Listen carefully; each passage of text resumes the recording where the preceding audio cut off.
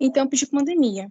A gente escolheu esse tema porque, obviamente, é possível afirmar que a Covid-19 é um agravante à evasão escolar, evidenciando a necessidade de ações de enfrentamento para combatê-la, especialmente nesse contexto de incertezas e diante dos impactos da pandemia sobre a educação. A nossa mesa vai ter uma duração de 1h30, sendo de 10h30 a meio-dia. Os palestrantes serão Carlos, que é, perdão, que é o Carlos, ele é professor, ele é pesquisador no Instituto Universitário de Lisboa e professor de Filosofia, História e Economia Política. E também temos a participação da Suzane, que ela é pedagoga e psicopedagoga clínica, institucional e mestre em sistemas de gestão. Ela é servidora do Cefet Campus Nova Iguaçu, do nosso setor de articulação pedagógica. Carlos, se você quiser já começar a compartilhar a tela, ligar a câmera, pode ficar à vontade. Serão disponibilizados 30 minutos para cada palestrante, e ao final da palestra dos dois convidados, estaremos abrindo as perguntas. Bom dia a todos. Só peço um instante que eu vou partilhar convosco. Eu não sou muito fã do PowerPoint, mas eu acho que esta situação pode ajudar.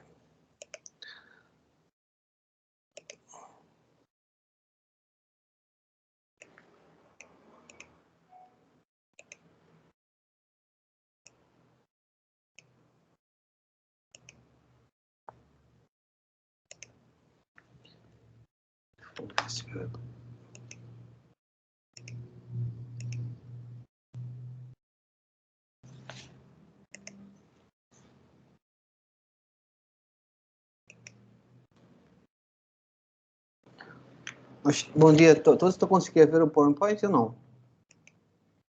Sim. Muito bem. Então, eu queria agradecer esse convite por meio da Stephanie a todos que estão nessa batalha de tentar ultrapassar o muro da escola, da universidade, no caso de vocês, do Instituto Tecnológico, e pensar também a realidade o qual você era, que o qual você atinge nesse momento.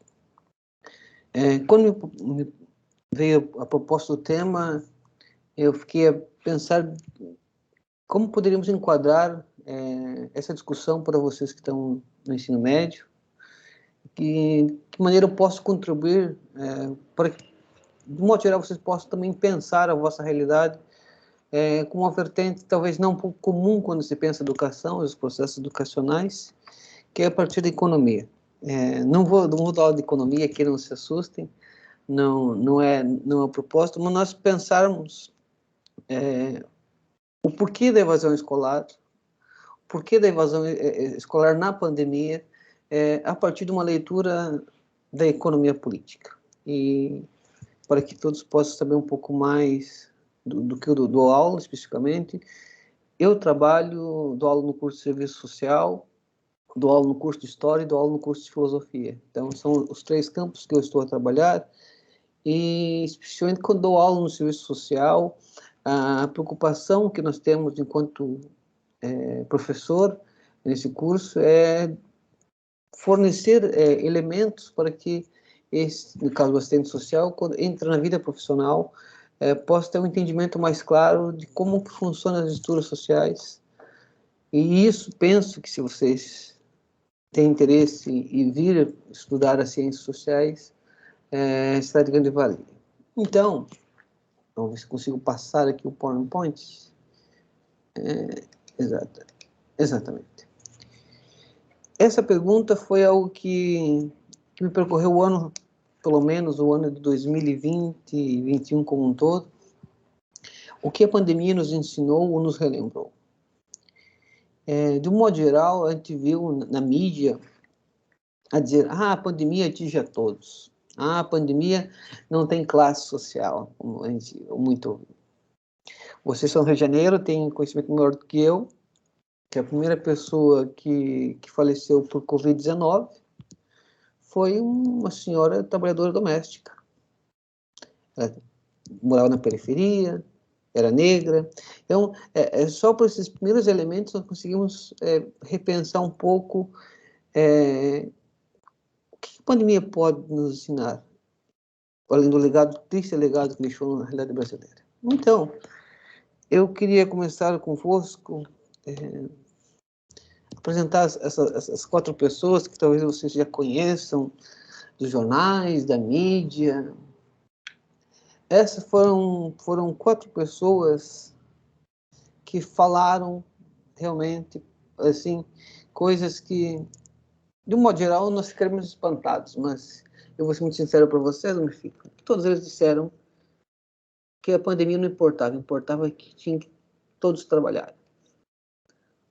Todos. Só que esse todos não envolve eles. Porque qual que é a minha questão aqui? E o que a pandemia pode nos ensinar? De que se nós, trabalhadores e trabalhadoras aqui, não trabalharmos, a sociedade não funciona, não há comida no prato. Se não fosse o senhor lá do campo fazer o plantio, não teria arroz, feijão no prato. Então, acho que esse é um primeiro passo que eu queria apresentar para vocês, que a pandemia vem nos ensinar. E vocês vão ver de que modo isso se relaciona com a evasão escolar, com a própria educação, de que se não houver quem trabalhe, não há produção de riqueza, em última instância.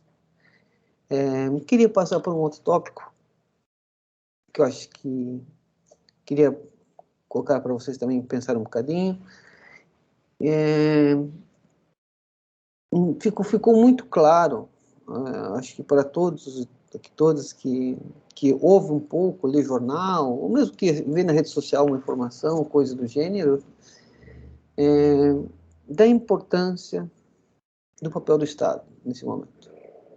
E vocês não estão aqui diante de uma pessoa que é um defensor do Estado em qualquer hipótese, não é bem isso, mas eu quero explicar que esse modo de vida o qual nós temos, o qual nós estamos a viver, ele foi decisivo o papel do Estado.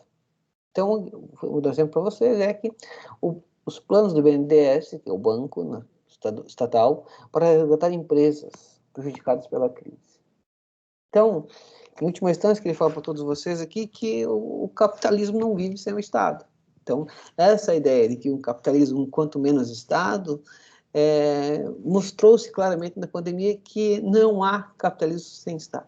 Isso é muito claro porque quem salvou os bancos em 2008, talvez muitos de vocês eram muito pequenitos, nem lembrem, ou nem tenham nascido, mas em 2008, infelizmente, quem salvou grande parte dos bancos foi o Estado.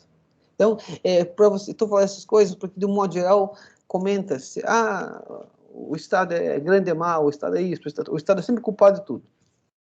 Então, eu queria poder desmistificar um pouco com vocês essas coisas. Outra aqui, esse é um tweet do professor Pedro Rossi, da Unicamp. Quem tiver tweet e gostar de acompanhar. Ele escreveu isso bem no ápice da pandemia, em que ele vai dizer o seguinte, aqui as palavras finais temos que esquecer aquele papo de que não tem dinheiro, de que o Estado está falido, porque isso é uma mentira, é um mito. Por que eu estou a trazer isso? E penso que seja mais uma lição que a pandemia possa nos legar, no sentido de um entendimento maior da realidade, é que você abria os jornais em janeiro de 2020, você ia dizer, grande parte dos supostos analistas econômicos, não há dinheiro para a educação, não há dinheiro para a saúde. Aí vem a pandemia, cria-se um estado de exceção, de uma instância, é isso que significa, é um estado excepcional, em que o Estado pode endividar-se. Então, mas como que não havia dinheiro do dia para a noite, colocou-se 500 milhões de reais via auxílio emergencial, via outras formas de investimento público. Contudo, entretanto, no dia 23 desse mesmo mês de março, o Banco Central emitiu 1,3 trilhão de reais para os bancos.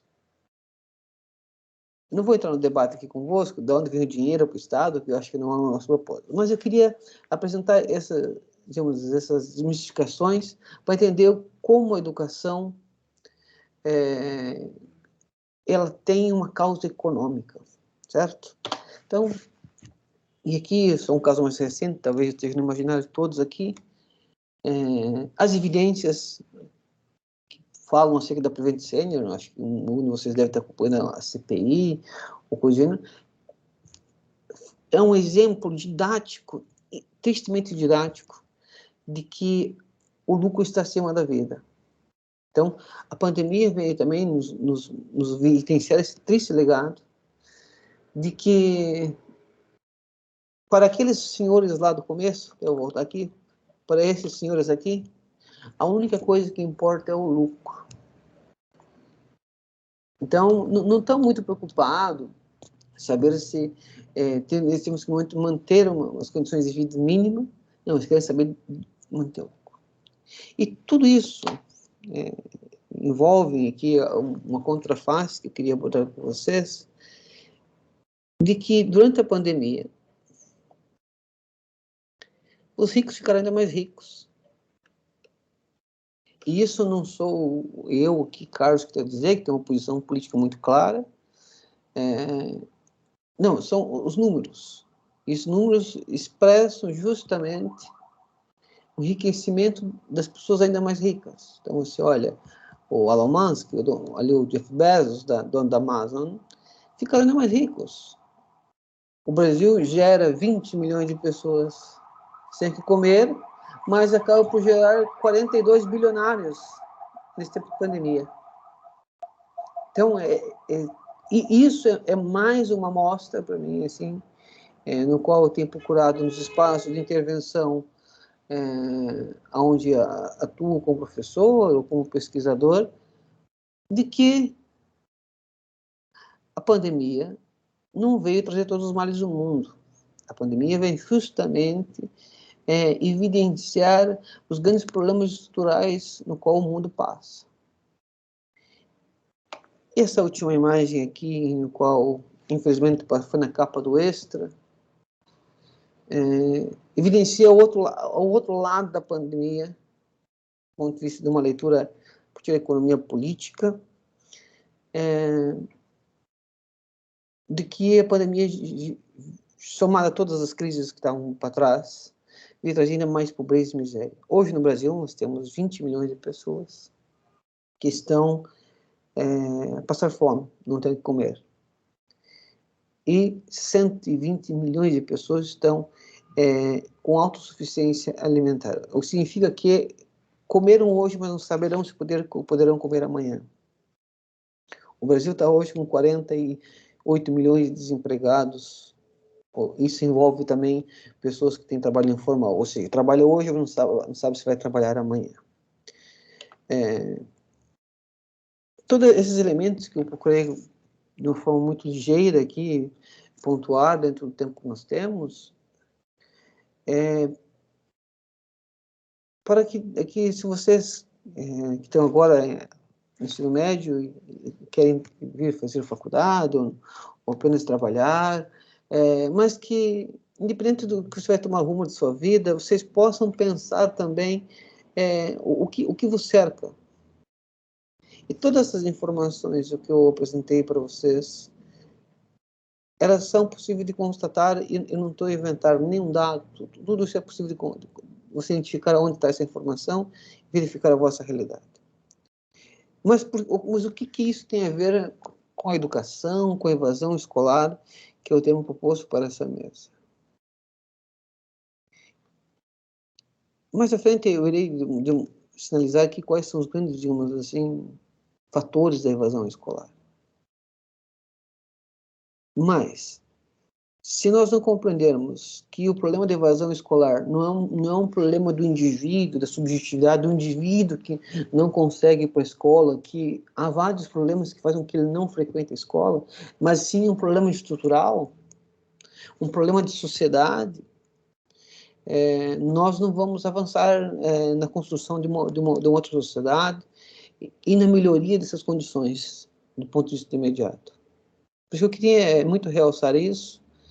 Depois, se eu não conseguir ser claro o suficiente, se eu não conseguir expor de forma que todos compreendam. Me pergunte, por favor, que a mensagem que eu queria deixar assim como premissa é que não há como entender os problemas da educação, dentre eles a evasão escolar, se nós não compreendemos que isso é um problema estrutural da sociedade.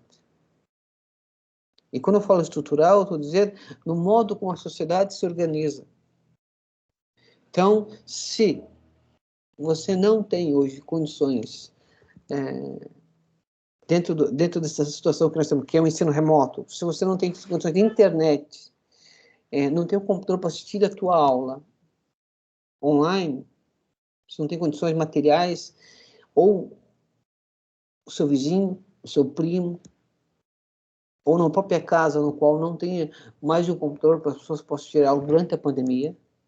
Eu não estou aqui incentivando o ensino EAD, esse é um outro debate, mas é que pensar que a causa disso é uma condição material. Material não é no sentido vulgar do termo, de ter dinheiro, não. É condições mínimas para sobreviver. Então, essa é a mensagem que eu queria, nesse momento, realçar. Então, por que é importante sabermos tais informações?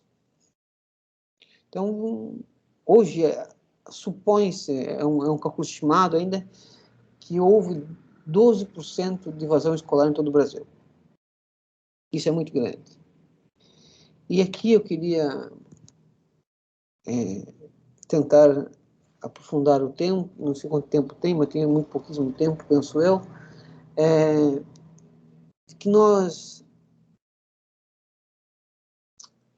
para pensarmos, se eu não consigo a escola, se eu tenho vizinhos, se eu tenho colegas, várias pessoas que não conseguem a escola, ou que abandonam a escola, isso é um problema social.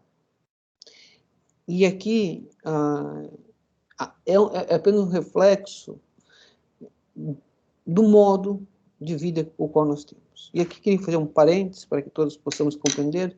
Eu, nesse momento, aliás, nesse momento não, há 12 anos já vivo aqui na Europa. Aqui não idolatro o primeiro mundo, que isso aqui não existe nada de primeiro mundo. Se as pessoas têm uma condição de vida melhor aqui, deve ser a pobreza do sul global, ou seja, da África, da América. Não. Mas eu sou filho de uma alemã e, por um acaso, estudei na Alemanha, vivo aqui, veio para viver aqui uns anos, fui morrer no Brasil. E posso vos falar com experiência também de caso, nesse sentido, que muitas pessoas aqui conseguiram não evadir-se da escola, ou conseguiram não ter um déficit educacional tão grande, porque as condições materiais aqui na Europa, para grande parte das pessoas, até as pessoas mais pobres, elas são muito melhores do que no sul global. Quando eu falo sul global, eu falo toda a África, toda a América Latina, no modo geral. Mas por quê? Então, por que eu estou fazendo também esse parênteses tão grande? É que a Europa sempre teve medo, desde 1917, com a Revolução Russa, de que os efeitos da Revolução Soviética Russa viessem à Europa, chegassem até a Europa. E isso promoveu aqui, de modo geral, as condições de vida para todos aqueles que vivem do trabalho melhores do que no sul global, melhores do que na América Latina, melhores do que na África ou no Sudeste Asiático. Isso só um exemplo de que essa melhor condição de vida com nós estamos aqui não significa que é um privilégio, mas é luta dos trabalhadores aqui da Europa também. Mas o grande medo que foi a Revolução Russa, a Revolução Soviética no século XX. Eu sei que talvez você deve estar aprendendo por esse momento na escola um pouco sobre o que é Revolução Russa. Fechado esse parênteses, voltando um pouco aqui mais a nossa reflexão da evasão escolar, é que as nossas condições educacionais elas estão diretamente ligadas às questões econômicas. Então, e aqui eu queria, meio que em termos de finalizar também, quais são as principais causas da evasão escolar? E aqui eu quero apresentar para vocês, eu vou avançar rapidamente, é mais o sintoma do que realmente a causa econômica, vocês vão ver. Então, veja bem, os estudos que nós encontramos, se vocês quiserem, depois eu posso enviar para a Stephanie, ela encaminhará para vocês os estudos, pobreza e situação econômica. É uma das principais causas. Então, mercado de trabalho significa que as pessoas vivem numa condição familiar no qual elas são obrigadas a ter que inserir-se no mercado de trabalho, tanto no mercado formal como informal. Infelizmente, hoje estamos vivendo a época da uberização, em que as pessoas têm que optar entre ganhar dinheiro para poder colocar comida em casa ou ir para a escola.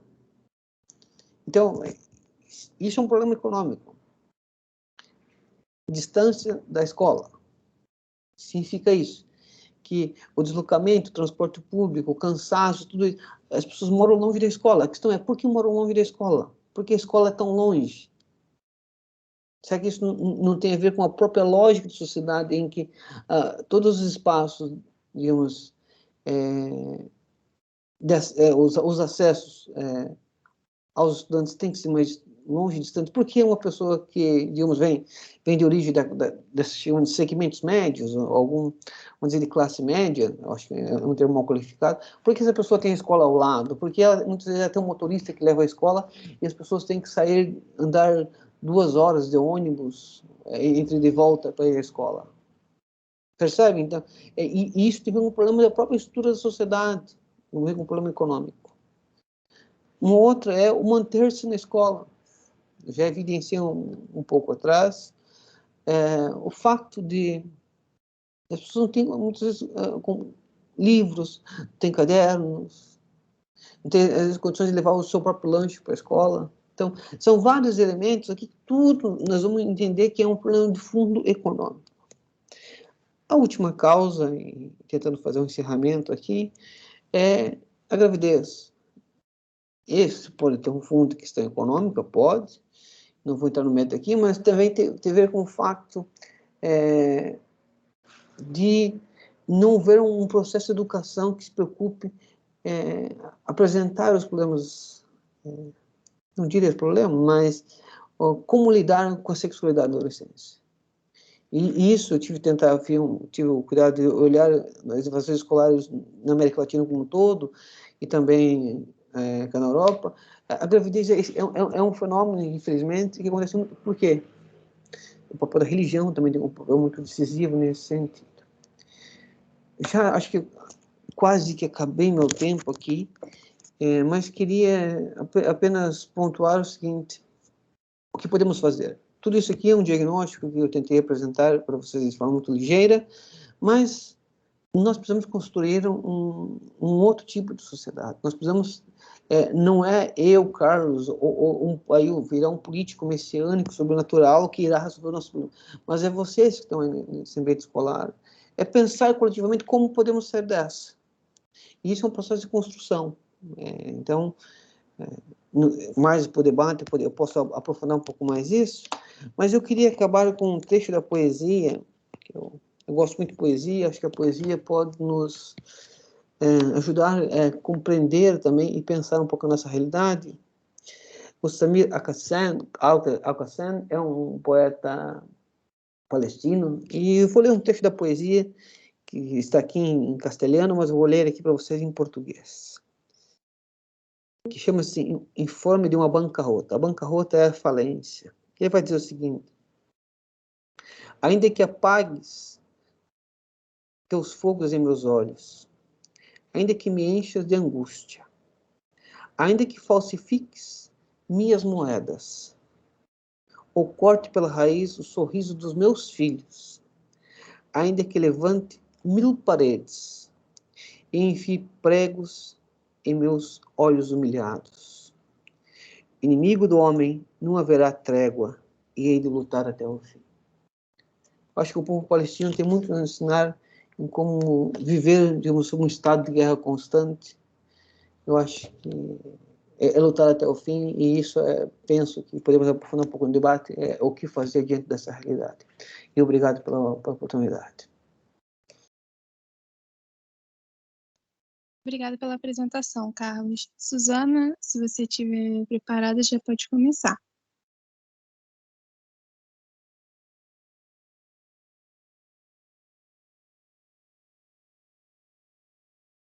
Estão me vendo, gente? Estamos sim, Suzana.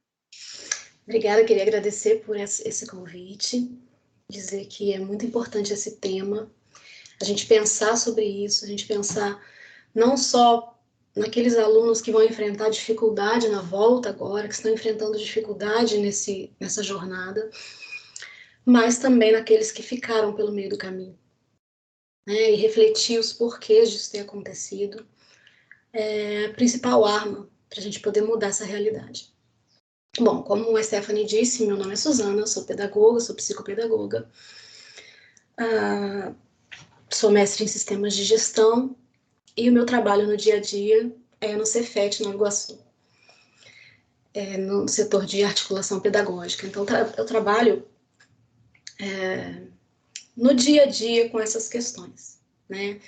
Conhecendo o problema pessoal, familiar e estrutural, como o professor falou, que é o principal, de cada aluno, né? Como esses problemas estruturais, eles afetam esses alunos, e eu acompanho a desistência de muitos deles. Por causa disso, eu decidi pesquisar esse tema na minha dissertação de mestrado, na minha pesquisa de mestrado, no Cefet, né? E para isso eu precisei compreender melhor como que funciona a evasão no Brasil e como que isso acontecia dentro do Cefet. Então eu vou passar uma apresentação de slides aqui para vocês. Eu precisaria que vocês me dissessem se está aparecendo, se já está na tela. Aqui. Tá aparecendo sim, Suzana.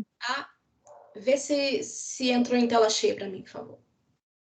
Não, ainda não. Agora entrou. Ok. Então, a gente fica pensando primeiro o que é evasão escolar. Gente, existem várias definições diferentes. Cada autor, cada pesquisador fala que é uma coisa. É o aluno que desistiu e foi para casa. É o aluno que não trancou matrícula, aquele que trancou não evadiu. Então, eles ficam brigando para definir qual é o conceito correto. Então, o Ministério da Educação, ele define evasão escolar simplesmente como a saída definitiva do aluno do seu curso de origem sem concluí-lo. Então, simples. Ele saiu, não concluiu, ele evadiu. E isso abarca, inclusive, os nossos alunos jubilados, que são os alunos que são botados para fora da escola de maneira obrigatória, né? É compulsivo. Eles têm sua matrícula cancelada depois de duas repetências, né? Reprovações, desculpa, na mesma série. Então, eles também entram, segundo o MEC, nesse grupo de evadidos. E a gente tem que pensar nos fatores que levam o aluno a evadir da escola. Concordo completamente com o professor Carlos que os fatores econômicos são o principal problema. Quando a gente vai falar de fatores da evasão escolar, a gente fala desses 3 tipos: fatores individuais do aluno, fatores internos à instituição e fatores externos à instituição. Porém, os fatores, eles se interrelacionam, uma coisa mistura com a outra. A gente não consegue definir direito. E os fatores econômicos são aqueles que mais pesam. Então, tudo aquilo que faz você não conseguir estar na escola, a maioria delas vem geralmente do fator econômico, estrutural, familiar, social. Fatores individuais, por exemplo, problemas de saúde, não se identificou com o curso, uma depressão, um problema emocional. Mas aí a gente pensa, será que essa depressão, esse problema emocional, ele não começou por causa de algum fator interno à instituição? Talvez um professor, talvez um problema de aprendizagem, um problema de adaptação. Será que esse problema não começou por causa de um fator externo à instituição, como uma morte na família, uma falta de estrutura, um problema com sua própria sexualidade e que a família, né, não conseguiu lidar, ou que a escola não conseguiu dar suporte, então o aluno acaba saindo. O que eu quero dizer com isso? É que apesar da gente colocar esses 3 fatores separadamente, eles não são separados. Se você for perceber e buscar mais a fundo, um transpassa o outro. Como o professor, né, o palestrante anterior disse, falou da gravidez. A gravidez é um problema individual? É um problema familiar?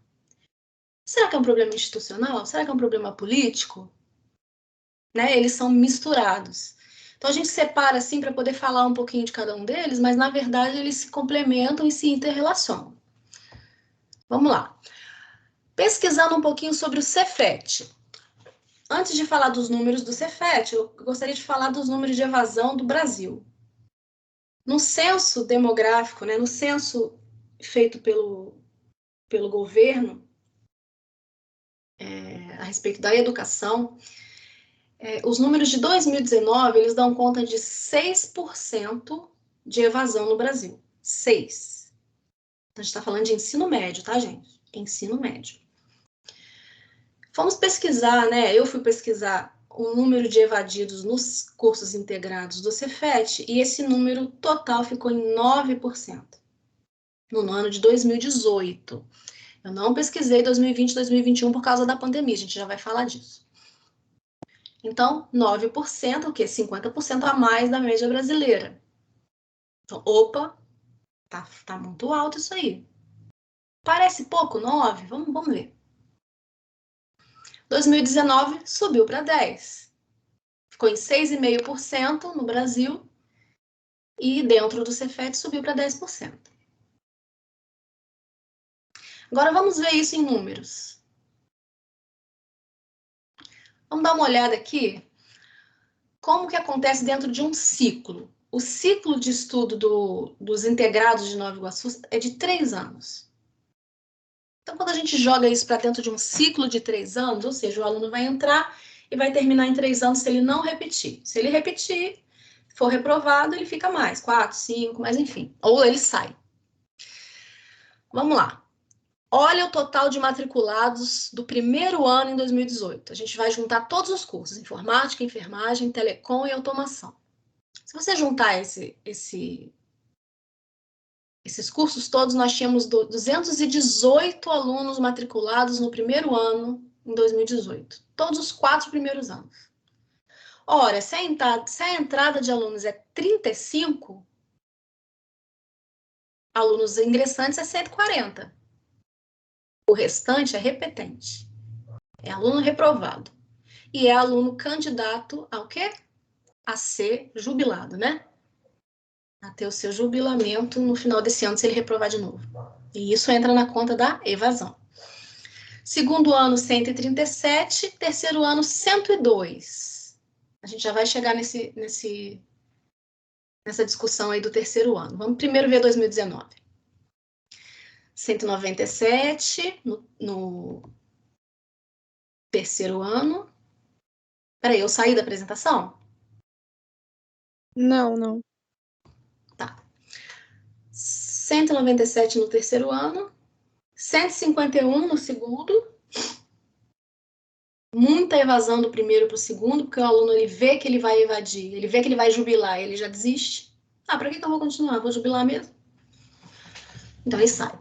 E 100 no terceiro ano. Então, eu gostaria de chamar a atenção de vocês para essa diferença entre primeiro ano e terceiro ano. Vamos pegar 2019, que é o mais recente. 197 no primeiro ano e 100 no terceiro ano.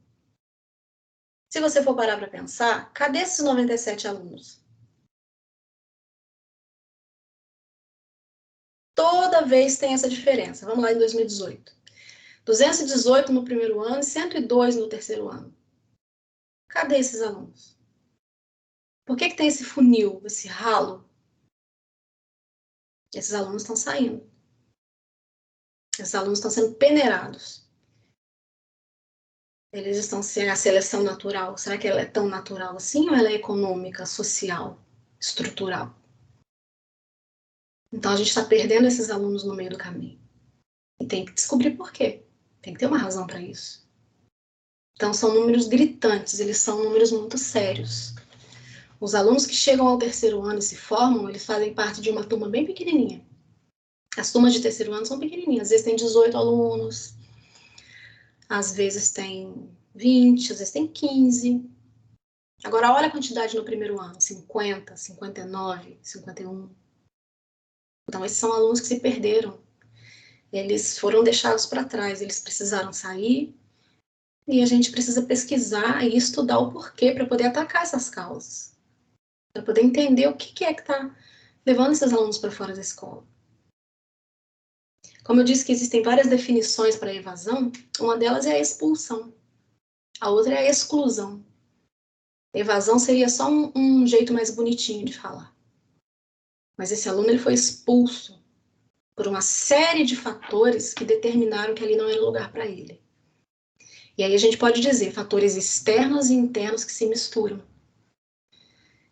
O aluno foi excluído. Em determinado momento ele teve a certeza que ele não fazia parte, que aquilo ali não era para ele. Então a gente está indo na contramão do que é a escola pública e do que é a missão do Cefet, né, que é transformar a sociedade, a vida das pessoas. Mas como? Se a pessoa entra lá e ela percebe que aquilo ali não é para ele. Ela vai percebendo aos pouquinhos, gente. Não é ninguém que chega e fala, isso aqui não é para você. Mas ela não tem dinheiro para um lanche, ela mora muito longe, ela não consegue uma bolsa, ela chega em casa, não tem como estudar, não tem aonde estudar, não tem tempo, ela tem que ajudar a mãe a olhar o irmão, ela tem que buscar o irmão na escola, enfim. Essa pessoa, ela vai aos poucos se desvinculando da escola. Ela vai se separando da escola e quando ela vê, ela não faz mais parte, ela para. Então, todos esses problemas estruturais, internos e externos, eles são problemas sociais. Por exemplo, se o aluno ele não consegue estudar, porque na casa dele ele não tem espaço, ele não tem tempo, tem muita gente para 4 cômodos, isso não é um problema interno à instituição, mas é um problema social. Não é um problema dele, não é um problema pessoal, é um problema social. Por quê? Porque vários outros alunos, na idade dele, têm essas condições e ele não tem. E se outros têm e ele não tem, isso é um problema social. Então, vamos lá. Principais fatores influenciadores da evasão escolar. Como o professor disse, né? Eu entrevistei muitos ex-alunos, alunos que já saíram da escola, né? E a maioria deles fala sobre problemas econômicos, precisou trabalhar. Então, chegou um momento que ele precisou escolher entre trabalho e escola. Porém, como que você escolhe entre comer e estudar? Entre ajudar nas contas da casa e estudar? Não tem como, por quê? Porque são coisas básicas para viver. Então, essas coisas, elas se sobrepõem sobre o estudo. Você precisa ajudar na sobrevivência da sua família, então você sai. A distância, o transporte também foi citado. A falta de adaptação à escola também foi bastante citado. E aí teve um problema que foi citado, que é o que eu gostaria de abarcar aqui com mais tempo, né? Usar o restinho do tempo que eu tenho, deixa eu ver aqui. São os problemas emocionais. Os problemas emocionais, eles são destacados. Dos alunos que eu conversei, 100% deles tiveram problemas emocionais. Isso inclui o quê? Problemas de ansiedade, depressão, falta de sono, problemas de compulsão alimentar, causados pela ansiedade, né? Então, esses alunos, de todos que eu entrevistei, apenas um me disse que ainda atualmente, eles não têm mais esse problema. Todos os outros disseram que ainda sofrem, fazem tratamento, tomam remédio.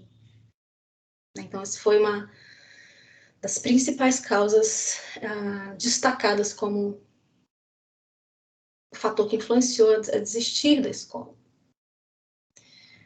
E, assim, a depressão, a ansiedade, os transtornos, né, depressivos, eles não nascem do nada. Alguma coisa causou isso. Então, quando o aluno fala, eu saí porque eu estava com muita crise de ansiedade. Não é tão simples. Você precisa saber por que estava acontecendo na vida desse aluno para que ele estivesse atravessando esse momento difícil. Então, quando você vai ver as causas, a gente vê, né, que a depressão não é uma causa, a ansiedade não é uma causa, é um sintoma.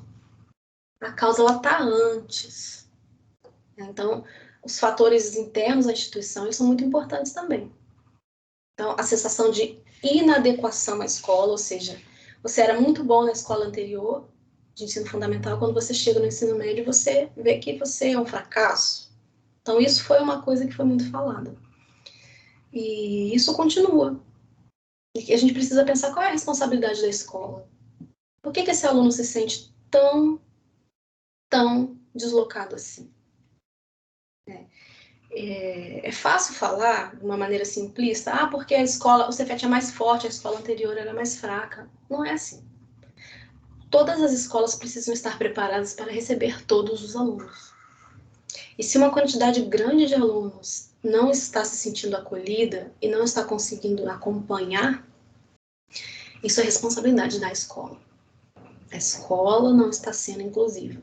E ela precisa se repensar para ela poder ser inclusiva e atender todos os alunos. Porque se fosse assim, a gente colocava logo na entrada, ó, aqui só entra aluno que tem esse requisito. Porque a gente não quer ter trabalho.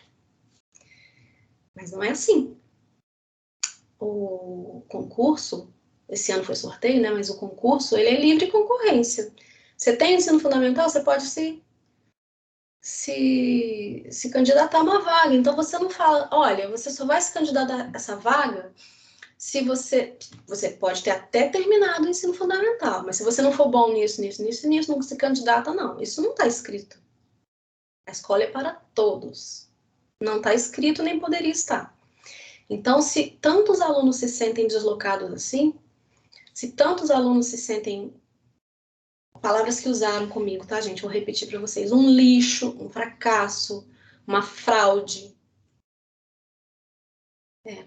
E decidem sair e voltar para uma escola estadual, municipal. Isso é responsabilidade da escola. Não adianta falar que é responsabilidade do ensino estadual, do ensino municipal.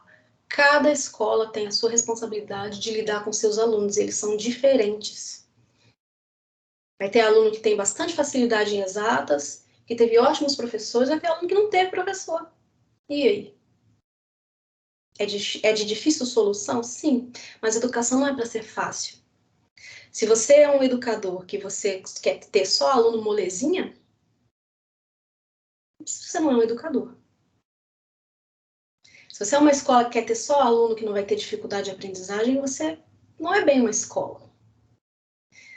Você apenas entrega um diploma, porque esse aluno aprende sozinho em casa. Então, assim, o educador e a escola precisam estar preparados para todo tipo de aluno, e não é isso que a gente vê. Então, falando um pouquinho dos fatores...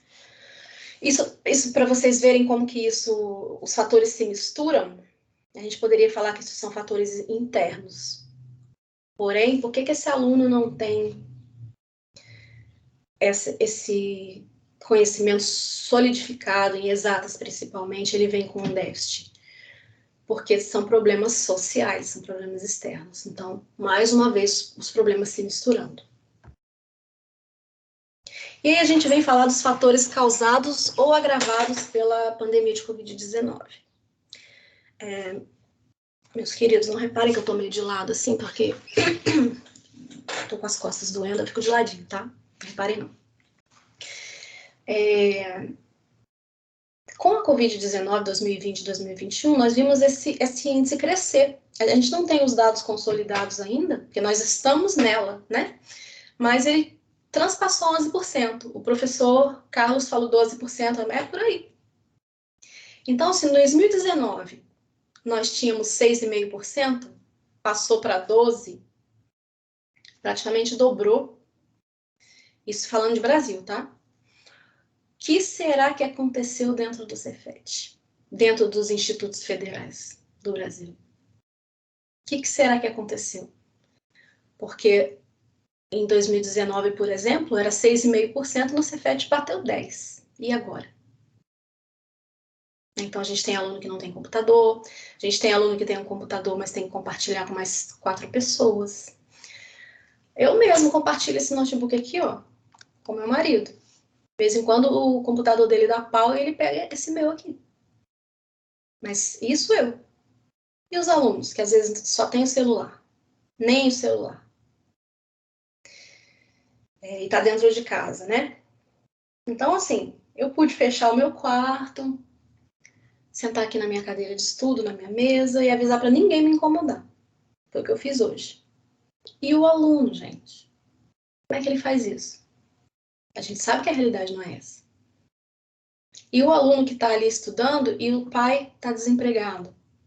Então, o desemprego veio bater na porta do aluno, né?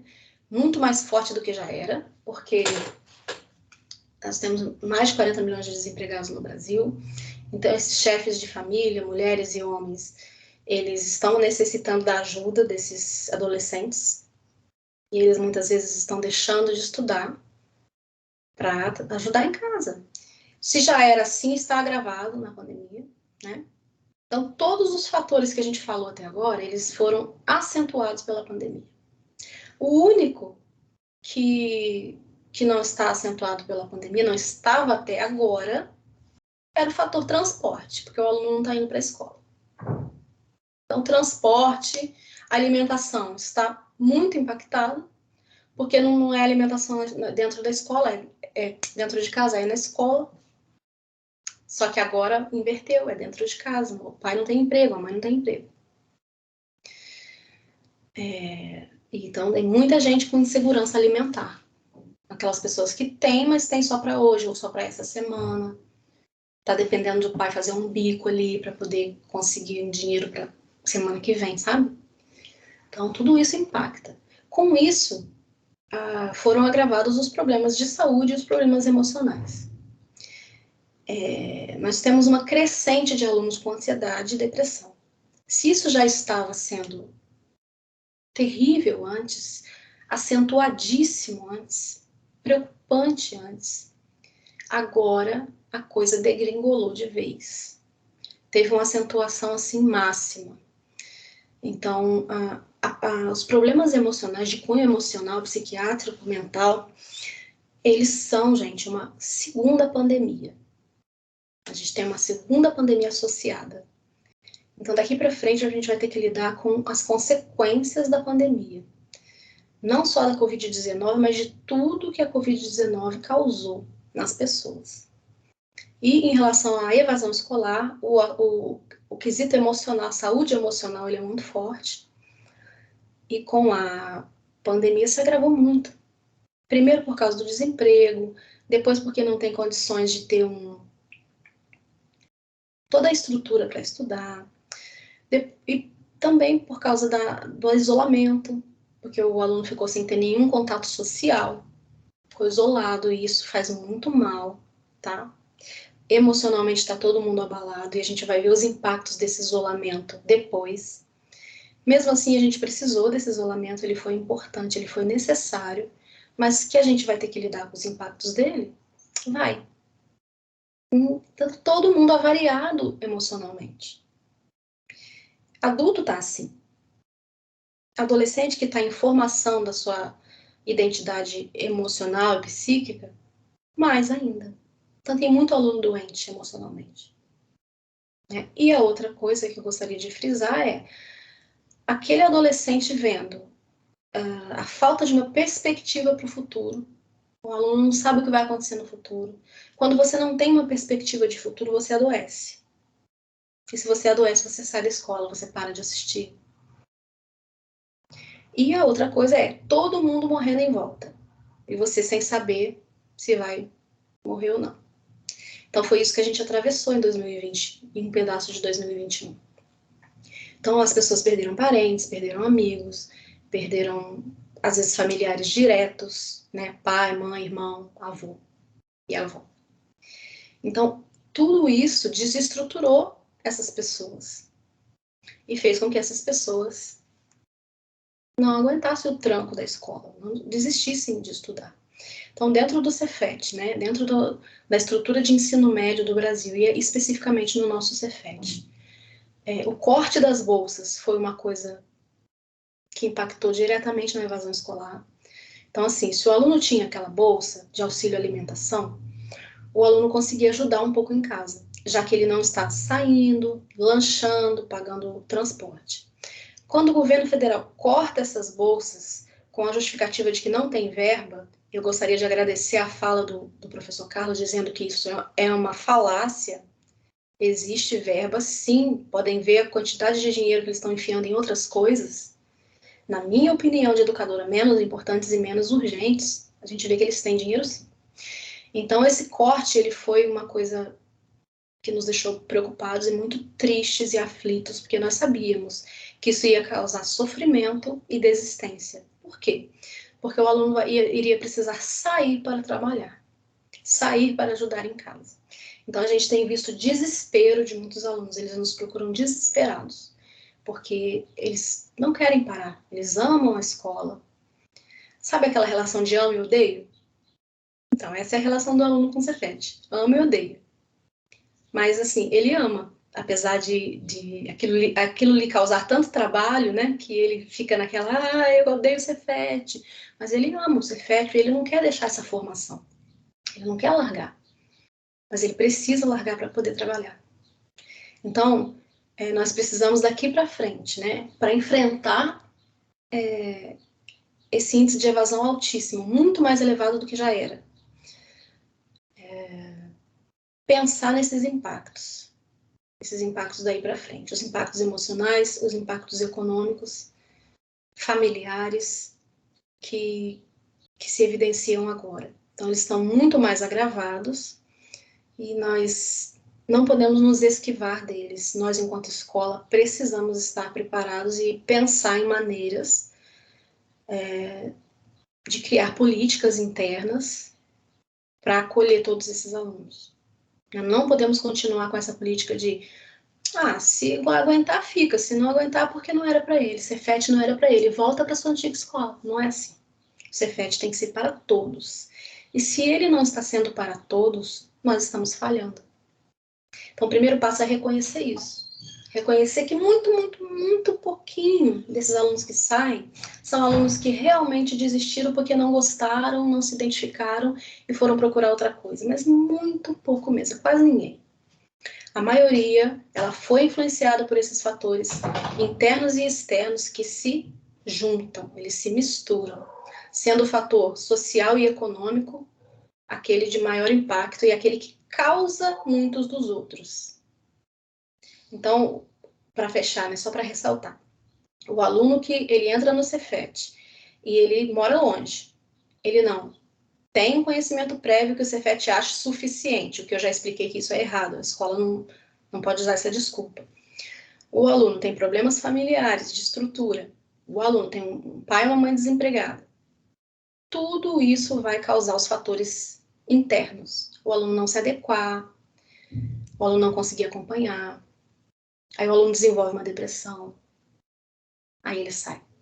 Então, essas coisas se misturam, elas estão juntas, elas começam na estrutura social e econômica do país, né? E nós, enquanto escola, temos o dever de descobrir qual é a nossa obrigação e até onde a gente pode chegar para sanar, pelo menos tentar sanar ao máximo esses fatores. E vocês, enquanto alunos, precisam compreender qual é o seu papel na sociedade e qual é o papel da sociedade nesses problemas aqui. Porque senão vocês vão ficar achando que foi problema meu, eu fracassei, eu não fui suficientemente bom, isso aí foi problema do meu pai, ou então, eu não me adaptei com aquele professor. Então, assim, é importante debater esses assuntos para que vocês compreendam que a coisa é muito mais séria. Como a gente diz popularmente, o buraco é mais embaixo, né? Então, assim, os fatores sociais é que estão determinando essas coisas. Se você for puxar lá para trás, se eu tô com uma dor de cabeça, ela não é a doença, ela é o sintoma. Eu vou precisar descobrir a doença, que pode ser N coisas, desde um tumor no cérebro até um refrigerante que eu tomei. Eu vou precisar descobrir o que é para poder parar. Não adianta ficar tomando só analgésico, sabe? Então, trazendo isso para o problema da evasão. Não adianta ficar pegando só o sintoma, que é, por exemplo, um aluno que precisou trabalhar, ou um aluno que está em depressão. Isso é o sintoma do problema. O problema está mais para trás, está antes, é anterior. Então, o educador ele tem uma limitação até onde ele pode atuar, mas isso não é uma desculpa para ele não atuar. Ele precisa descobrir até onde ele pode ir e até onde ele deve ir. E geralmente é muito mais do que a gente se acomoda e a gente fala, não, isso aí é problema do aluno, não podia fazer nada. Não é assim. A nossa responsabilidade, se você for olhar a Constituição, se você for olhar a Lei de Diretrizes e Bases da Educação, ela é bem maior que isso. E vocês, enquanto alunos que vão sair para o mundo do trabalho, que vão pegar a universidade pela frente, ter suas próprias famílias, sua própria profissão, precisam ter essa visão mais ampla, de que esses problemas eles não estão centrados só na escola, e sim na sociedade. E aí vocês vão poder escolher o modo de sociedade que vocês desejam. Isso influencia no seu voto, isso influencia na sua ação social, na sua ação política, no seu dia a dia. Então, para o futuro, nós precisamos transformar a sociedade. E para o presente, nós precisamos, dentro da escola, ter uma visão bastante franca das nossas falhas, de onde a gente está errando, de onde a gente está sendo omisso, para que a gente possa enfrentar e ajudar os alunos que daqui para frente vão precisar e muito que a gente esteja engajado em combater o problema da evasão. Então é isso, pessoal. Muito obrigada.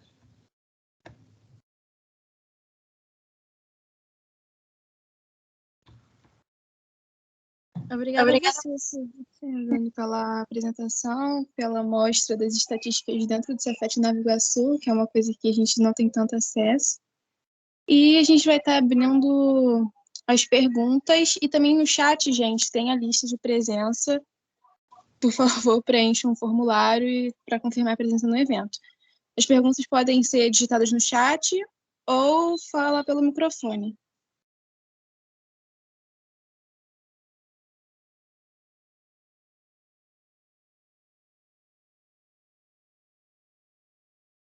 Suzana, você falou sobre essa questão sobre depressão, sobre emocional.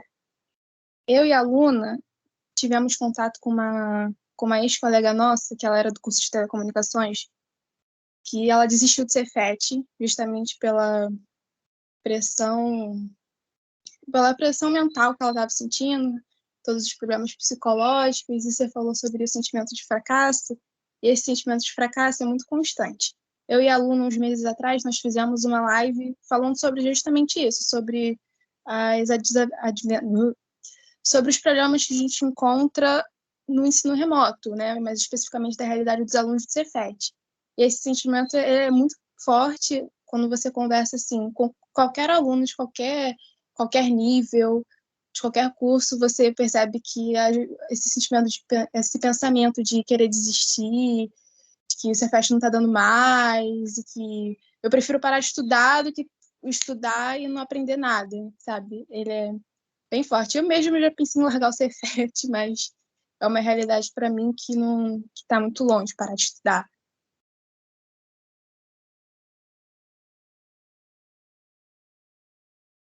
Pois é, os alunos se sentem fracassados, eles se sentem inaptos, né? E principalmente porque são bons alunos, são alunos que vieram numa realidade em que eles eram ótimos alunos nas suas escolas.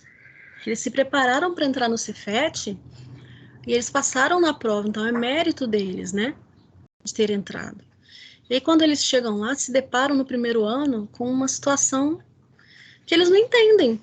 E aí, o que acontece? Não tendo um suporte emocional, eles se deprimem. Porque como é que eu era bom e agora eu sou esse fracasso? Então, eu era uma fraude? A gente escuta muito isso. Porém, se isso fosse galera, a gente podia até pensar, aconteceu com mas não é com né? Difícil é que não tenha pensado isso. É difícil achar que não tenha pensado isso. São raros. Então, quando isso começa a virar um padrão, a gente tem que pensar que tem alguma coisa errada ali naquele ambiente. É um ambiente adoecedor, é um ambiente que não está acolhendo, é um ambiente que não está preparado para ajudar o aluno a se desenvolver a partir do ponto que ele está. Porque colocar a culpa na escola anterior é fácil, né, gente? É tranquilo. É culpa da escola anterior? É culpa de quem? É culpa da estrutura. Então, não é de uma pessoa ou de uma instituição. Porém, nós, enquanto instituição, precisamos pensar o que a gente pode fazer aqui, no Cefet. Jogar a culpa na escola anterior e deixar para lá é muito fácil, mas nós vamos estar falhando com o nosso dever enquanto escola.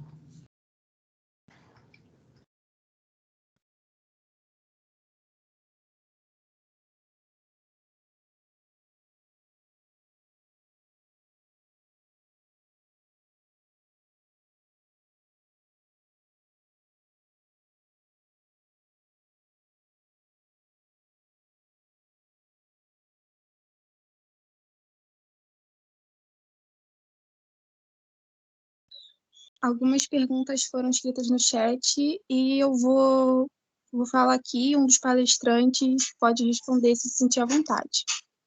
A Ana Clara colocou que ela acredita que essa reflexão também deve ser feita pelos professores. Muitos têm um pensamento tradicional e não levam em consideração as condições dos alunos. O Luan falou que ele pensa hora ou outra em desistir justamente porque a faculdade dele fica muito longe, não tendo ninguém que conheça perto, não tendo ninguém que ele conheça perto, e às vezes ele pergunta se quando ele voltar presencial ele vai conseguir, né, dar conta. E o Guilherme perguntou: uma dúvida que vivo no meu trabalho como psicólogo no Cefet.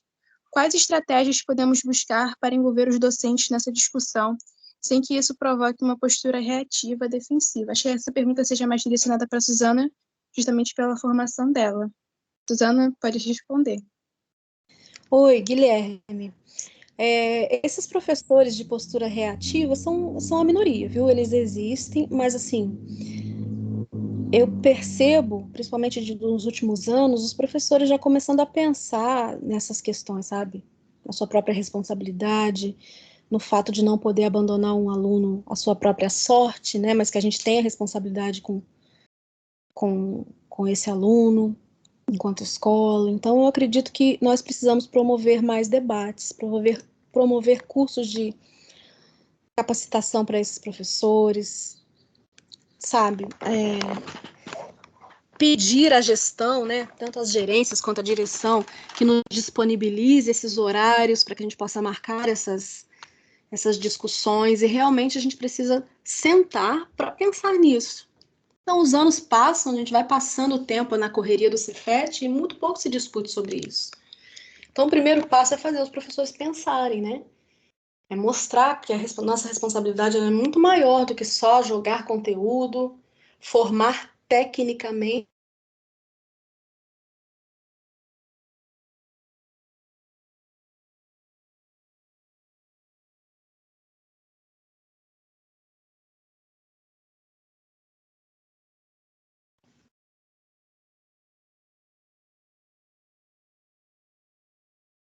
Olha, minha internet está dando má qualidade na rede aqui. Se eu cair é por causa disso, tá, gente? Então é isso, discutir, mostrar qual é a nossa responsabilidade, mostrar que a nossa responsabilidade não é só formar tecnicamente, para quem conseguir, quem não conseguir, o problema é dele. Não é isso que é ser educador, não é isso que é ser professor, e não é isso que é ser uma escola. Então, como que a gente vai conseguir fazer esses professores expandirem a visão? Mostrando, levando a discussão, levando para o debate, fazendo refletir. Então, é uma construção que a gente precisa começar a levar para eles, né? A maioria dos professores, por exemplo, que são do técnico, eles nunca tiveram esse tipo de pensamento, de discussão. Professores das engenharias também, porque não tem a formação docente lá na sua graduação. Então, essa formação pedagógica, ela falta muito, porque reflete sobre essas coisas. Antigamente, quando eu entrei no Cefet, os professores não admitiam isso de jeito nenhum. Hoje, eu já vejo muitos deles admitindo, poxa, mas me falta essa parte. Eu sinto falta disso, porque eu vejo outros professores falando de assuntos que eu nunca ouvi. Então, a gente precisa reconhecer que esse perfil tão técnico, duro, né? Ele precisa de uma formação continuada que o Cefet precisa oferecer. Não oferece? Então, como que o cara vai mudar o pensamento dele? Não vai mudar nunca. Tá com 25 anos de trabalho pensando do mesmo jeito. Ah, eu tenho que ferrar mesmo, e quanto mais eu reprovar, melhor professor eu sou. Não é isso que a gente escuta? Então, assim, para mudar esse pensamento é com o tempo e com muito trabalho em cima. Então, tem que ser uma coisa constante. Discutir, conversar, levar para reunião, mostrar, explicar e fazer essas pessoas refletirem. Do contrário, não vai mudar nunca. Vocês conseguiram me ouvir, gente? Porque eu não sei nem se eu tô logada ainda. Deu sim, Suzana. Ótima fala. A Ana Clara perguntou se você tem alguma dica para quem está pensando em desistir do Cefet. Tem. Não tem cura para todos os males do mundo, né, gente? Mas a primeira dica que eu sempre falo para um aluno, quando ele está pensando em desistir do Cefet, é ele entender que todo mundo está passando pelo mesmo perrengue. Ele não é uma exceção. Ele não é um ET, sabe? Ele não é uma pessoa deslocada, eu sou ruim, eu sou um lixo, eu sou uma fraude, eu sou um fracasso, eu sou terrível, só eu sou ruim, não. Todos os alunos estão nesse mesmo sistema e a maioria já pensou sobre isso, já pensou em desistir, já ficou muito pesado. Esse é o primeiro passo. Opa, não sou só eu, é uma turma de gente que está sentindo isso. E a outra é procurar ajuda, né? Procurar ajuda dos pedagogos, psicopedagogos, do psicólogo que tem na escola. E aí a gente também debater com a turma para ver que não é só a turma, só ele na turma que pensa nisso, mas que os colegas também estão passando pelo mesmo. Né? Procura ajuda, não fica sozinho, coloca para fora, procura as pessoas para conversar, os profissionais da instituição para conversar, para que você possa receber o suporte para conseguir continuar.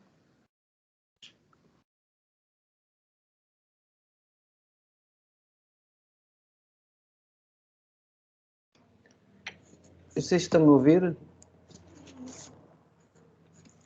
Estamos sim, Carlos. Não, eu só queria, início que a professora Suzana falou, e eu acho que não tive tempo de abordar isso dentro do que eu esperava aqui, mas a questão do sofrimento, e isso eu também posso aproveitar e sugerir leituras, caso vocês tenham, leituras mais introdutórias. Tem o professor Christian Dunker, que tem um canal no YouTube, que é o Falando Nisso. Tem o professor Valmir Flatter, da USP, que também publica vários textos em jornais sobre isso. A questão é o sofrimento, o qual nós todos sofremos, ele é, de certa forma, nessa quadra histórica que vivemos, ele foi sendo construído do ponto de vista do imaginário, em que esse sofrimento que nós sentimos, esse desamparo, medo, é só nós que sentimos. E isso é uma construção de uma subjetividade. Eu não sei quanto tempo temos aqui, mas poderia falar um pouquinho o modo como nós vamos configurando o nosso mundo, muitas vezes, por onde eu vou na vida. Esse é um dilema, porque o cão, quando nasce, o cachorro, nasce, qual que de uma finalidade que ele tem, muito simplesmente? É para ladrar. E quando nós, seres humanos, perguntamos qual que é a finalidade da nossa vida, há um ponto de interrogação muito grande. E justamente essa construção de o que nós queremos ser, como podemos viver, é uma construção histórica. E é uma construção que grande parte das ideias que moldam esse imaginário de como nós somos digamos assim, é permeado, em última instância, por interesses econômicos. Eu não sou economicista que resume tudo a economia, mas o problema é que a economia estrutura o modo de sociedade que nós vivemos.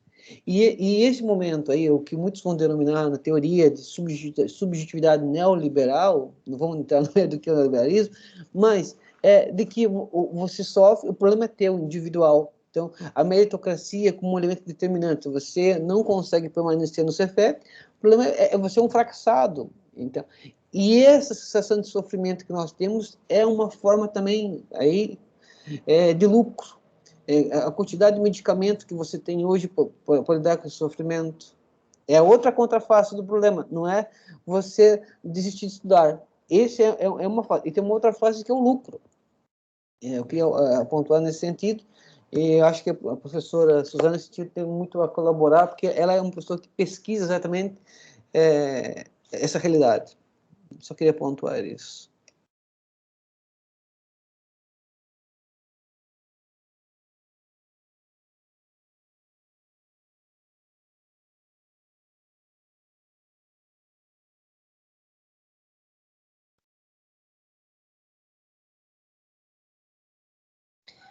Só falando aqui a respeito dessa afirmação do professor, né? A meritocracia, né, é você acreditar que cada um faz por si. Cada um é responsável pelo seu próprio sucesso e fracasso. Se você não conseguiu, é porque não era para você. Então, isso é uma forma simplista e meritocrática de mascarar tudo, tudo que, na verdade, é o que realmente determina, né? Um aluno estar na escola ou não estar. Então, falar em meritocracia é simplificar as coisas de modo que a gente não precise pensar e que a gente, depois de pensar, não precise falar, opa, eu estou errando aqui. Caramba, aquele aluno saiu porque eu tenho um pedacinho de responsabilidade, eu poderia ter feito e não fiz. Caramba, vou ter que trabalhar mais, vou ter que mudar meu jeito de pensar. Mudar o jeito de pensar é uma coisa que incomoda, dói. Então, é muito mais fácil colocar a culpa no aluno. Se a Stephanie saiu, é porque, tadinha, não conseguiu, não era para ela. Espero que ela se dê bem lá na outra escola. E assim você vai se anestesiando e vai seguindo seu trabalho, né? E as coisas vão ficando fáceis assim. Então, desistir da meritocracia é assumir a responsabilidade. A responsabilidade por entender, a responsabilidade por ter que pensar, refletir, que dá trabalho, a responsabilidade de admitir que você estava errado no que você pensava, e a responsabilidade de entender que muita coisa é culpa sua, e que você podia ter feito mais, e que agora que você entendeu, você vai ter que fazer. Você vai ter que fazer mais, porque se aquele aluno saiu, você tinha o seu dedo ali também. A responsabilidade era sua também, não só sua, é uma conjuntura de coisas. Mas a escola precisa fazer a parte dela. Então, tirar esse discurso meritocrático é assumir para si a responsabilidade. Isso dá trabalho, não é fácil, não é de uma hora para outra, né? Mas é um papel que a gente precisa assumir, porque é nossa obrigação. Então, a gente vai ficar vendo essa epidemia de aluno saindo, epidemia de aluno com depressão, várias epidemias acontecendo juntas, sabe? E a gente vai ficar fingindo de morto, não é problema meu, deixa eu ver aqui minha planilha. Isso não é ser educador, isso não é cumprir com o papel da escola. Obrigada, gente.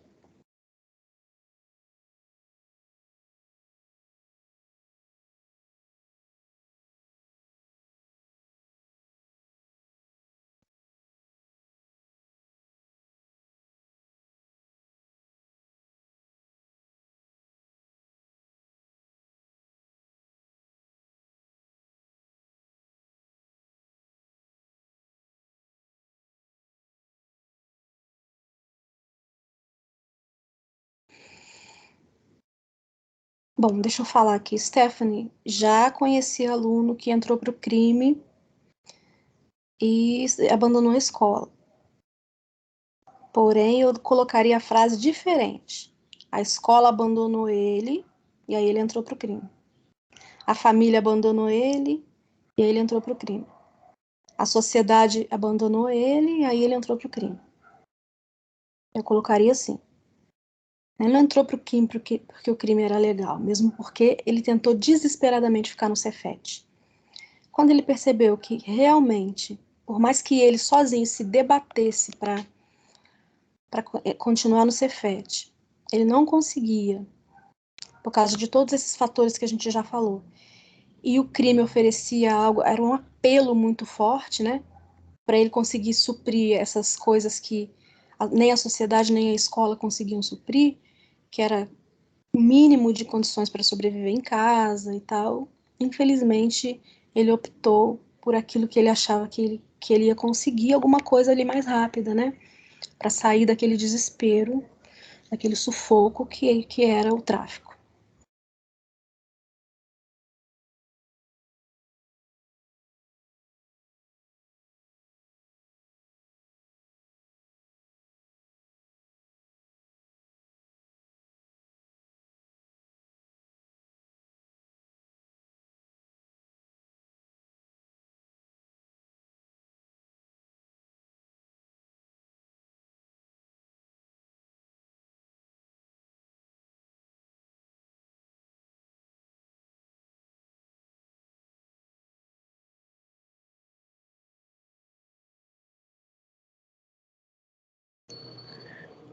Guilherme, sobre essa tua fala acerca dessa, o Ricardo Cruz vai chamar de uberização, e isso eu queria comentar um pouco, porque se nós aqui, enquanto seres viventes, não pensarmos em outra forma de organização social, e nisso o capitalismo, vou ser muito claro para vocês, o capitalismo tende a cada vez aumentar o número de mecanização, ou seja, onde o robô, a máquina vai fazer mais do que o ser humano, isso não implica que o trabalho humano não vai existir. Não há nada na vida que não seja fruto do trabalho humano, até mesmo o botão funcionar. Agora, vocês estão numa cidade tecnológica, estão a produzir tecnologias, também estão a pensar em trabalhar nessa área. Quem for para a da automação, para a da computação, isso, infelizmente, vai ser o predominante em termos tecnológicos, em termos de trabalho. O que eu falo tecnológico é como o trabalho vai se organizar. O trabalho vai se organizar a partir do mundo cada vez mais... a quarta revolução industrial, isso. Agora, o problema é que muitas pessoas vão trabalhar nesses serviços, envolve, às vezes, as pessoas trabalham 12 horas por dia. E alguns sociólogos do trabalho identificam, por exemplo, que as condições de trabalho nossa, até mesmo quem é professor aqui, sabe que antigamente você vinha da escola, continuava a trabalhar em casa, corrigir testes, mas hoje não, você tem que responder e-mails, você tem que trabalhar às vezes 10, 15 horas por dia. Quem trabalha numa empresa, por exemplo, quando não tinha o celular, chegava em casa, grande parte do trabalho dele ficava lá e resolvia no dia seguinte. Hoje você tem o celular, você tem outras formas que te obrigam a trabalhar mais tempo, mesmo não estando na empresa.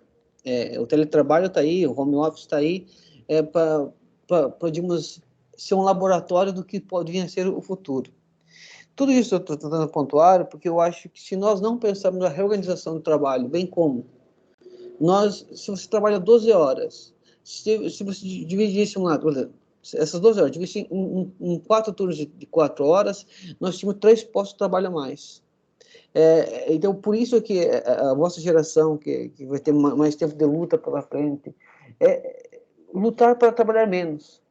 Isso não tem a ver com a noção de ser vagabundo, como muito gosta de colocar, mas justamente nós entendemos que se nós não repensarmos tanto do ponto de vista imediato da vida, como que nós vamos ter que lidar com esses problemas que nós temos hoje. O desemprego está superestrutural. Então, estamos tendo uma grande massa de desempregados. Isso você faz com que se tem muitas pessoas desempregadas, os empresários, os patrões, vão procurar formas de barganhar e fazer o quê? Diminuir também o valor da força de trabalho, ou seja, diminuir o teu salário no final do mês. Porque se você não quiser trabalhar por pouco, terá outros ali, outra uma fila de 100 que irá trabalhar. Então, se nós aqui, coletivamente, não construirmos um projeto de sociedade, ou nós tentar resolver esse imediato mitigando, por exemplo, trabalharmos 4 horas por dia só. Eu acho que isso pode ser uma forma do que fazermos. E isso envolve o quê? Ter mais tempo para estudar. Um exemplo que eu acho que para mim é muito paradigmático é um aluno aqui que está no ensino médio, por exemplo, ele entra na escola, por exemplo, por volta das 9 da manhã, ele terá almoço lá por volta do meio-dia e 1 hora, e tem aula até 3 ou 4 horas da tarde. O que significa que ele está estudando em tempo integral. Não vou entrar no mérito nas condições, na qualidade do ensino que ele aprende, mas as condições mínimas para estudar, para ter uma formação, eles têm. Mas isso só acontece porque os pais conseguem ter um mínimo de condição de vida para que mantenha esse aluno na escola. Então, por isso que, às vezes, acabo por insistir muito, nós temos que discutir a educação também através de um projeto político e um projeto econômico de sociedade. Então, a questão da uberização que você pontuaste, eu acho que é decisiva, porque no âmbito que vocês estão das tecnologias, que muitas vezes acaba por ser... eu não sei se... Eu tenho muitos anos longe do Brasil, não sei, antigamente o Cefet era muito curso de automação, era um curso muito... não tinha muito uma vertente teórica, era muito prático, operativo. Talvez vocês possam me completar, me corrigir se eu estou equivocado. Então, quanto mais esse debate vocês fomentar nos próprios ambientes escolares, eu acho que é muito importante para avançarmos o debate.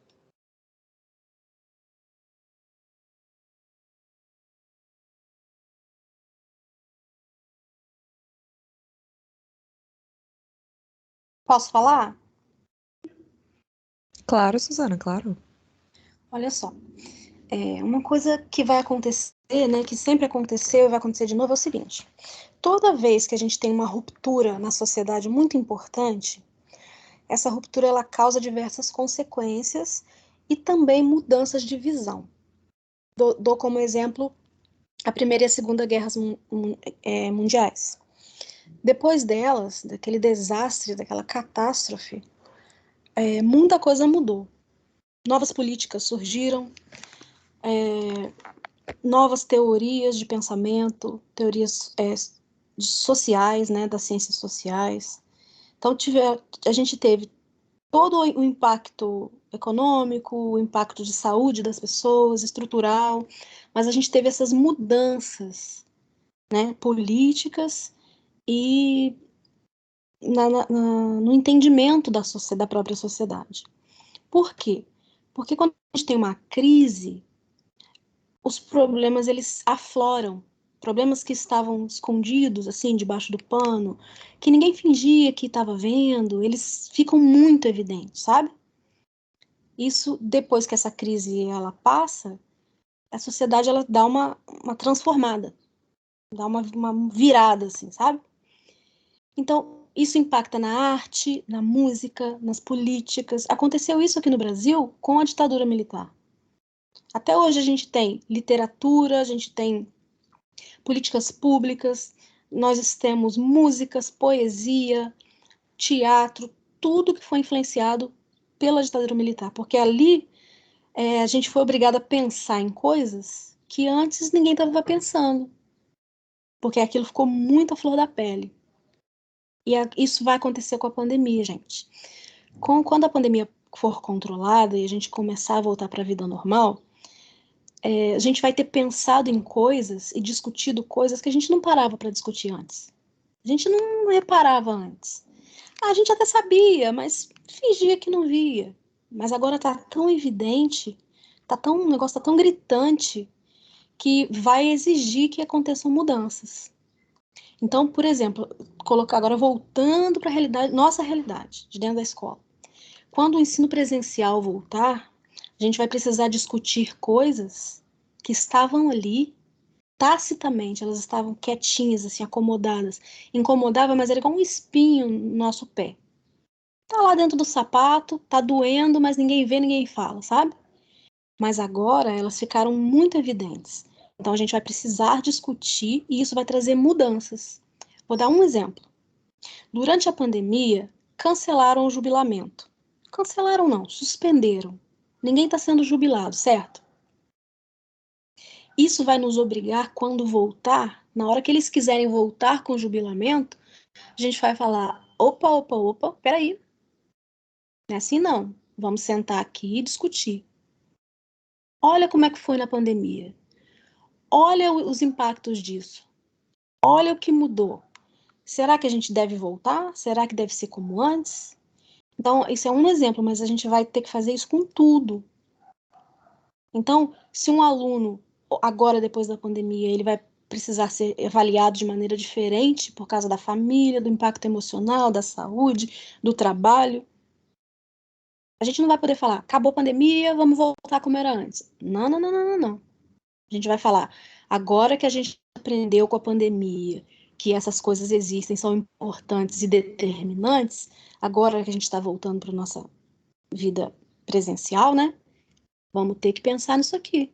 Isso aqui vai ter que ser diferente, não vai poder ser como era antes, não. Então, isso vai impactar em toda a sociedade, dentro da escola também. Vai ter muita coisa que vai ter que ser diferente quando voltar. A gente não vai poder voltar a estaca zero. Depois que você estica um cordão, ele não volta quando você solta o seu padrão original, não. Ele tá diferente, ele tá mais esticado, né? Ele tá mais elástico, ele não volta tudo. Então a gente não vai voltar tudo. Quando a gente voltar, a gente vai voltar diferente. Ideal? Não, porque ideal não vai ser nunca. Mas que a gente vai ser obrigado a pensar em coisas que antes estavam sendo ignoradas, isso é com certeza. E a cobrança dos alunos nisso, Grêmio, representantes de turma, se reunirem com suas turmas, se reunirem com o Grêmio, é essencial. Ocupem seus lugares, cobrem, levem as suas questões que elas precisarão ser debatidas. A gente precisa muito que vocês participem e que estejam presentes em todas as discussões daqui para frente. Muito obrigada, gente.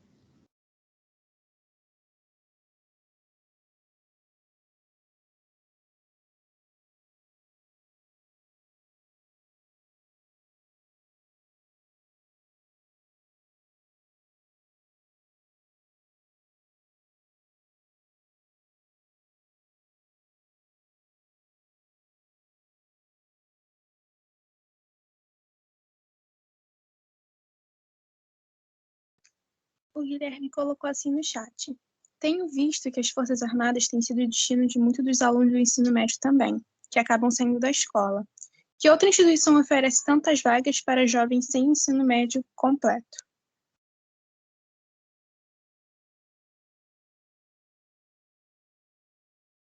Não sei responder, Guilherme. Não sei mesmo. Acho que igual as Forças Armadas não tem outra não, viu?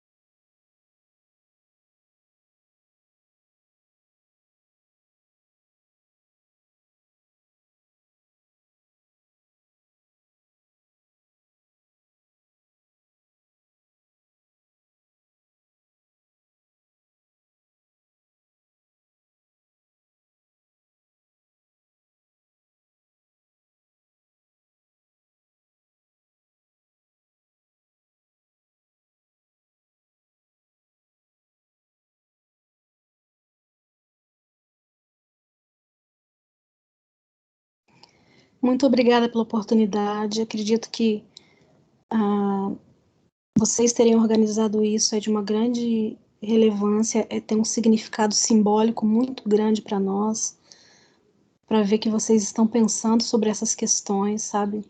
Não parem de pensar, levem essas discussões, chamem os servidores para pensar também, para refletir, para conversar sobre o assunto, para que a gente não possa ser só levado pelo destino, né? Levado pelo que impõe a nós, mas que a gente possa ajudar a construir essa realidade nova. E para isso a gente tem que se fazer presente, tem que mostrar nossa voz, tem que mostrar aquilo que a gente sente, os problemas do dia a dia que as pessoas não conhecem ou fingem que não conhecem. Então a gente tem que falar, levar para o debate. Então eu sou muito grata por vocês estar vendo que vocês estão com um pensamento assim tão crítico, né? Tão expandido sobre o assunto a ponto de desenvolver um evento como esse. Fiquei muito feliz, mais feliz ainda de ter sido convidada. Muito obrigada. E espero que outras coisas possam acontecer, outros exemplos, outros eventos, para a gente poder colocar o dedo na ferida, para que a gente possa realmente discutir sobre aquilo que é nossa obrigação, nossa função como escola, como sociedade, porque só assim a gente vai conseguir mudar. Tudo de uma vez não muda, mas tem que começar de algum lugar. A gente fazendo ou a gente não fazendo, o tempo vai passar, então é melhor fazendo, né? Para que a gente possa ir aos pouquinhos conseguir melhorar. Tem que partir de algum ponto. Então que esse ponto sejamos nós. Parabéns, meninas, pelo projeto e muito obrigada.